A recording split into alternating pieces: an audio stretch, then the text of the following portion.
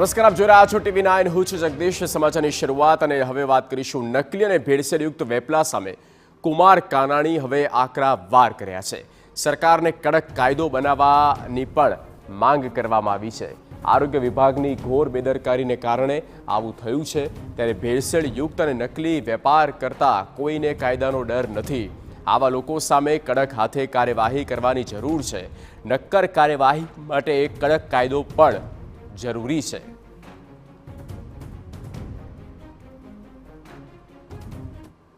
વિભાગ અને food and drugs વિભાગ સંપૂર્ણપણે બેદરકારીપૂર્વક કામ કરી રહ્યું છે. કોઈ જ લોકોને કાયદાનો ડર નથી. કોઈ વિભાગનો, આરોગ્ય વિભાગનો, ફૂડ એન્ડ ડ્રગ્સનો વિભાગનો કોઈ ડર જ નથી.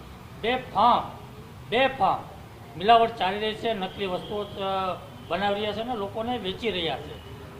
સરકાર કાયદો બનાવવા માટે જ મેં સરકારશ્રીને વિનંતી કરી છે કે વિધાનસભાનું સત્ર આવી રહ્યું છે અને મારી માગણી છે કે આ સત્રની અંદર કડક કાયદો બને.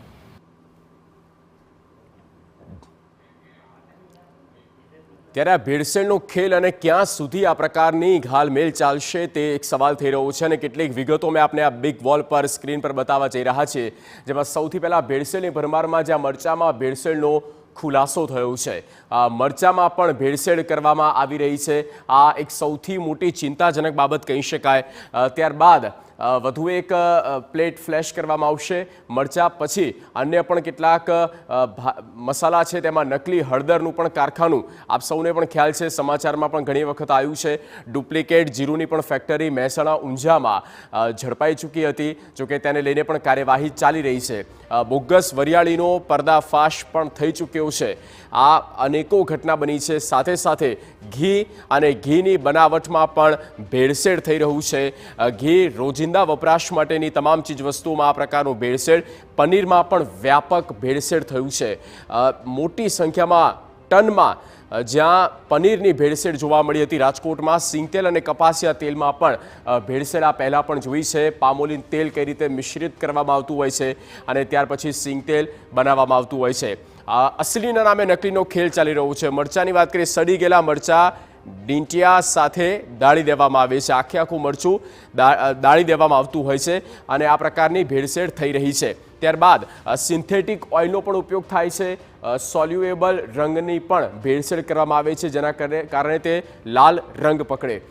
ત્યારબાદ હળદરની વાત કરીએ તો ઘઉં, ચોખા અને મેંદાના લોટની પણ ભેળસેળ થાય છે, જેના કારણે હળદર જે છે તે વધારે થીક થાય છે. જોખમી કેમિકલની પણ ભેળસેળ કરવામાં આવી રહી છે. ત્યારબાદ જીરુમાં હમણાં જ સમાચારમાં હતું, હલકી ગુણવત્તાવાળી વરિયાળીનો પણ તેમાં ઉપયોગ કરવામાં આવી રહ્યો છે. બ્રાઉન પાવડરનું કોટિંગ કરીને તેમાં ભેળસેળ કરવામાં આવે છે.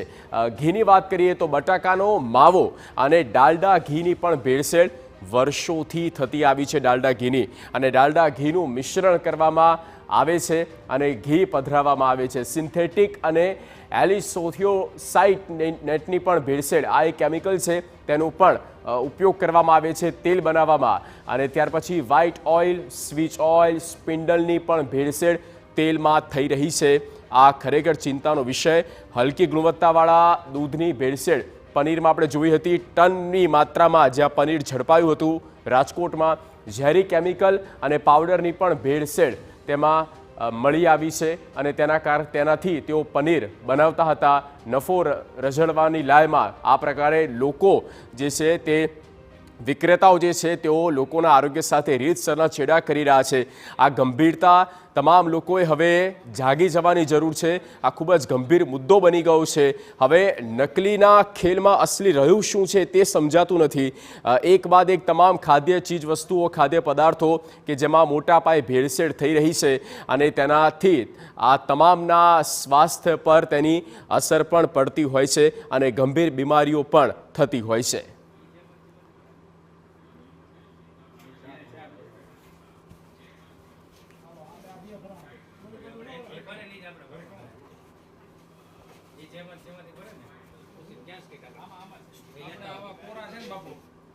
તો ભેળસેળનો ખેલ અને ક્યાં સુધી આ પ્રકારની ઘાલમેલ ચાલશે તે સૌથી મોટો પ્રશ્ન થઈ રહ્યો છે અને આ જ મુદ્દા પર જ્યાં તમામ લોકોને સ્પર્શતો મુદ્દો હોય ત્યારે ચર્ચા કરવી પણ અનિવાર્ય છે.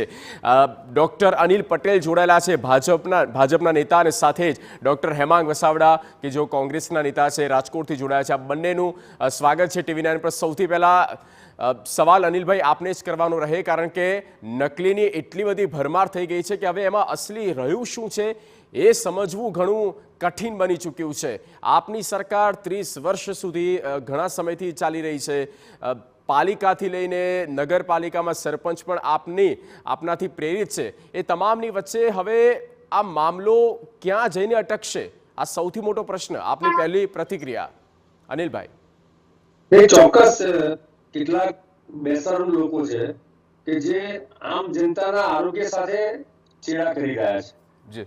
પરંતુ હું ચોક્કસ આપણે કહીશ કે સરકારનું જે તંત્ર છે એ જેમ જેમ માહિતી મળી છે એ પ્રમાણે પ્રોએક્ટિવ કામ કરે છે. અને એટલા જ માટે આપે પણ એક લાંબુ લિસ્ટ બતાવ્યું કે કઈ કઈ જગ્યાએ ભેળસેળ થઈ છે. એ ભેળસેળના નમૂના, જેને ફૂડ એડલ્ટરેશન કહેવાય, એ તંત્રએ પકડ્યું છે. મૂળ વાત એ છે કે આવા બેજવાબદાર લોકો, અને હું તો કહીશ કે કદાચ આને દેશદ્રોહી લોકો કહેવાય, એમની સામે કડકમાં કડક કાર્યવાહી થવી જોઈએ. કુમારભાઈ કાનાણીએ પણ જે વાત કરી છે તદ્દન યોગ્ય વાત છે. તમે જનતાના આરોગ્ય સાથે ચેડા કરો અને એક પોતાના ક્ષણિક આર્થિક લાભ માટે કરો, જે કોઈ પણ સંજોગોમાં ચલાવી શકાય એવું નથી. પરંતુ મારે આમાં એક બે વાત એ કરવી છે કે આમાં કાયદામાં પણ જે જોગવાઈ છે અત્યારે ખૂબ નાની સજાની જોગવાઈ છે કે જેમાં માંડ 1000 રૂપિયાનો દંડ અને 6 મહિનાની સજાથી છૂટી જાય છે. જે રીતે દેશમાં જુદા જુદા આઈપીસી ચેન્જ કરવામાં આવ્યા એ રીતે આમાં કલ્પેબલ હોમિસાઇડના કાયદા જો લાગે અને આઈપીસીની 304 કલમ જો આમાં લાગે અને સખતમાં સખત સજાની સાથે દંડ પણ થાય, આ પ્રકારના નોંધપાત્ર જો સજા થાય, તો મને લાગે છે કે આમાં જે સમાજ વ્યવસ્થામાં કેટલાક લોકો બગડ્યા છે અને કેટલાક લોકોની જે વિચારસરણી બદલાઈ છે, મને લાગે છે કે સમય સંજોગ પ્રમાણે સમાજની જે માનસિકતા છે એ માનસિકતાના આધારે કાયદા કડક કરવાની જરૂર છે. બીજી આપણે એક વાત ઉમેરું તો તંત્ર જે જુદા જુદા કેસમાં સેમ્પલિંગ લઈ રહી છે, તો તંત્રએ પણ પોતાનું સર્વેલન્સ વધારવાની જરૂર છે, રેગ્યુલર ચેકિંગ કરવાની જરૂર છે. અને રાજ્યમાં ફૂડ એન્ડ ડ્રગ્સની લેબોરેટરી પણ છે, ત્યાં પણ રેગ્યુલર ચેકિંગ કરવાની જરૂર છે. પરંતુ મેં જે મીડિયામાં અહેવાલ જોયા છે એ પ્રમાણે ઘણા કેસમાં આ પ્રકારે ફરિયાદ પછી અથવા તો સેમ્પલિંગ લીધા પછી ગુનેગાર છૂટી જાય છે. એમાં જે સિસ્ટમમાં જે લીકેજ છે એ લીકેજ પણ બંધ કરવાની જરૂર છે. દાખલા તરીકે હું કોર્પોરેશનમાં તો મને કેટલીક માહિતી પણ છે કે દાખલા તરીકે જે સેમ્પલ લીધું હોય એને લાખનું સીલ માર્યું હોય છે. એ જે સીલ તૂટી ગયું હોય તો એ પાછા કોર્ટમાં છૂટી જાય છે. જો સીલ બરાબર હોય અને જે પંચકેસ થયો હોય એ પંચમાં જે લોકો જોડાયા હોય એમાં કોઈ હોસ્ટાઇલ થાય અથવા પંચમાં જેની સહી છે એ જો કોર્ટમાં મુદતે વારંવાર ન જાય, આવા અનેક કારણો છે કે જેમાં ગુનેગાર છૂટી જાય છે. મને લાગે છે સિસ્ટમમાં આખું જે લીકેજ છે એને દૂર કરવાની જરૂર છે. કાયદાકીય રીતે જે ગૂંચ છે અને આવા બેફામ ગુનેગારો જે છટકી જાય છે એને રોકવા માટે કાયદામાં પણ ચલો અનિલભાઈ, મારે તો આપની હવે પ્રશંસા કરવી રહી, કારણ કે તમે ખુલ્લામાં કહી રહ્યા છો કે સિસ્ટમ લીક છે. આ ખરેખર એક રીતે જે સ્પષ્ટ બાબત છે તે બાબતનું સ્વાગત કરવું રહ્યું. પણ હેમાંગભાઈ, સ્પષ્ટપણે અનિલભાઈ કહી રહ્યા છે કે સિસ્ટમ લીકેજ છે, કાયદામાં કેટલાક ઘણા બધા હજી ફેરફાર લાવવાની જરૂર છે કે જેથી કરીને આ પ્રકારના જે લોકો છે તેઓ જલ્દી ના છૂટે અને કાયદો વધારે એવો મજબૂત કસાય કે ફરી આવા પ્રકારની ઘટનાને તેઓ અંજામ ના આપે. 27 વર્ષથી ગુજરાતમાં અને 10 વર્ષથી ભારતમાં એમનું શાસન છે. 27 વર્ષના શાસન પછી પણ જો સિસ્ટમ નબળી છે એવું કહેતા હોય તો મને એવું લાગે છે કે આનાથી વધારે દયાપાત્ર કોઈ વસ્તુ હોઈ શકે નહીં. મને એક વાતનો બહુ આનંદ થયો કે અનિલભાઈએ કીધું નહીં કે કોઈ પણ ચમરબંધીને છોડવામાં નહીં આવે. નહીતર આ પણ એમનું પેટા આખું એક ટ્રેડમાર્ક સેન્ટેન્સ હોય છે ભારતીય જનતા પાર્ટીના તમામ પ્રવક્તાનો આવી બાબતમાં કે કોઈ પણ ચમરબંધીને છોડવામાં નહીં આવે. હું બહુ સ્પષ્ટપણે એમ કહું છું કે કાયદા બરાબર છે, કલમો બરાબર છે, નિયમવારી બરાબર છે, ઢીલાસ ક્યાં છે? અમલવારીમાં. તમારા અધિકારીઓ અગમ્ય કારણોસર જ્યારે અમલવારી નથી કરતા ત્યારે આ બધા ઓલાનો જે બારીઓ છે એનો લાભ મળે છે. કુમારભાઈ કાનાણીએ કાગળ લખ્યો. હવે પરિસ્થિતિ ગુજરાતની એ થઈ છે કે કોંગ્રેસ તો 16 જ અટકી ગઈ છે. આજની તારીખે 16 છે ધારાસભ્ય. જંગી બહુમતી તો એ લોકો તરફ જ છે. એટલે એમના જ નેતાઓએ, એમના ધારાસભ્યોએ વિપક્ષ નેતાનો રોલ પણ કરવો પડશે. એટલે કુમારભાઈનો કાગળ આવકાર્ય છે, સરસ લખ્યું છે, મેં કાગળ પણ જોયો છે. પણ જ્યાં સુધી ભ્રષ્ટ અધિકારીઓ ઉપર સજ્જન મુખ્યમંત્રી નકેલ નહીં કસે ત્યાં લગી તમે ગમે એવા કાયદા બનાવશો, પરિણામ આનું આ આવવાનું છે. કાયદા હાલના પૂરતા છે, ઓકે, સક્ષમ કાયદા છે, સવાલ અમલવારીનો છે. ઓકે, જ્યારે કાયદાની વાત આવી છે ત્યારે અનિલભાઈ આપ આમાં થોડું હજી પણ સ્પષ્ટતા આપશો કે કયા એક કાયદા, અને એમાં ઘણા જે આપ કહી રહ્યા છો કે ફેરબદલ કરવાની જરૂર છે, તો કમસે કમ આ લોકો જે છે આ પ્રકારની ભૂલ ન કરે, આ પ્રકારનો ગુનો ન કરે. જો કોંગ્રેસના પ્રવક્તાએ ખરેખર સમાજની આ અનિયમિતતા અને કેટલાક લોકોની બેશરમીની ચિંતા કરવાના બદલે એમણે રાજકીય વાત કરી. તમે આટલા બધા કેસ પકડાય છે તો એની પાછળ તંત્રની પ્રોએક્ટિવ સક્રિયતા છે, નંબર 1. નંબર 2, ચૂંટાયેલી સરકાર માની મુખ્યમંત્રીથી માંડીને કોઈ પણ મંત્રી સંત્રી એ કોઈ પણ આવા ગુનેગારને બચાવવા પ્રયત્ન કર્યો હોય એવો એક પણ દાખલો તમે બતાવી નહીં શકો. નંબર 3, અને ડાયરેક્ટ નહીં પણ ઇનડાયરેક્ટ પણ આવા ગુનેગારોને બચાવવાની સરકારના ચૂંટાયેલા લોકો ક્યારેય પ્રયત્ન કરતા નથી. એ 156 હોય, 159 હોય કે 160 હોય કે 110 ધારાસભ્યો હોય, ભારતીય જનતા પાર્ટી કોઈ નથી આવા ગુનેગારોને મદદ કરવા માટે ક્યારેય ભૂતકાળમાં દોષિત સાબિત થઈ નથી. હવે વાત છે જે કાયદાઓની. મેં 3 બાબતો કરી. એક વાત, સરકારના તંત્ર પ્રોએક્ટિવ છે એટલા માટે જ પકડાય છે. બીજી વાત કરી કે નીચેના કર્મચારીઓ જે આખી પ્રોસેસ. જી,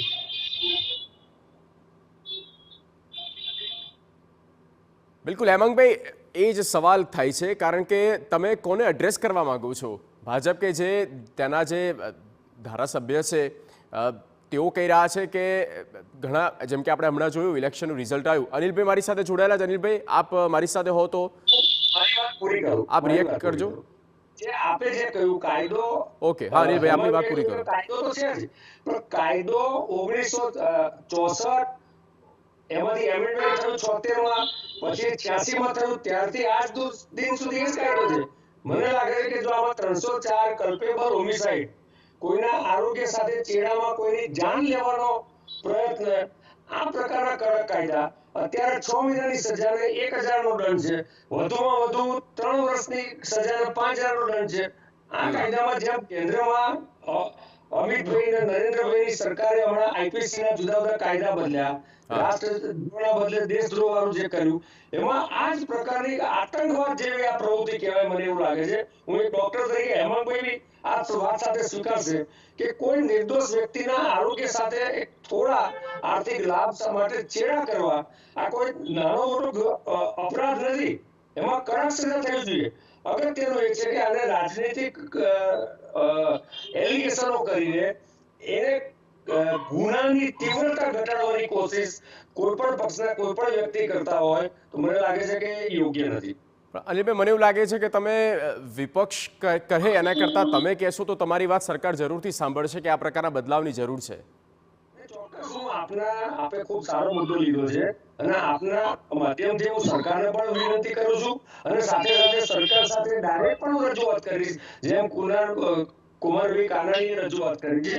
જો આમાં એવું છે કે ગુનેગાર જે હેબિચ્યુઅલ ઓફેન્ડર્સ છે એને તમે કાયદાની જોગવાઈનો અમલ ન કરાવો Okay. અને એને દંડો જ્યાં સુધી નહીં વાગે ત્યાં સુધી આ પ્રકારના હેબિચ્યુઅલ ઓફેન્ડર એ રેગ્યુલર ગેરકાનૂની પ્રવૃત્તિ કરવાના છે.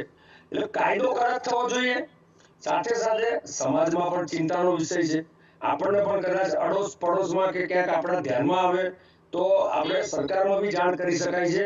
અને કોઈ નાની વસ્તુ ક્યાંક ખરીદી છે જીરુથી માંડીને, બિલકુલ, એટલે એ બાબત સારી છે. હેમાંગભાઈ જુઓ, અનિલભાઈ સ્પષ્ટપણે સ્વીકારી રહ્યા છે કે આ પ્રકારના બદલાવની જરૂર છે, પણ એક જનપ્રતિનિધિ તરીકે આપણી પણ એટલી જવાબદારી બને છે એ સમાજમાં, સોસાયટીમાં, એ તમામ જગ્યા પર કે આ પ્રકારની ગેરપ્રવૃત્તિને આપણે પણ પ્રોએક્ટિવલી તેને અટકાવીએ. મને બહુ આનંદ થયો અનિલભાઈની વાત સાંભળીને કે તંત્ર બહુ પ્રોએક્ટિવ છે. આખા ગાળામાં 165 જ કેસ કર્યા છે, 165 જ તપાસ થઈ છે. થોડા ઓલા જે છે સેમ્પલો એ હજી ઘણા વખતથી બરોડાની લેબમાં પેન્ડિંગ. જી જી જી બિલકુલ. હેમાંગભાઈ અને અનિલભાઈ, આભાર આ ચર્ચામાં આપ જોડાયા અને આપે આપણો પક્ષ રાખ્યો તે બદલ. તો ભેળસેળનો ખેલ ક્યાં સુધી ચાલશે આ સવાલ અત્યારે હાલ તો થઈ રહ્યો છે. જોવાનું છે કે આવનારા સમયમાં સરકાર તેને લઈને કેવા પ્રકારના બદલાવ લાવે છે, કેવા કાયદા ઘડે છે કે જેના કારણે કમસે કમ આ લોકોને બે આંખની શરમ નડે, કાયદાનો પણ ડર રહે. બુલેટિનમાં લઈશું એક બ્રેક. આપ જોતા રહો TV9.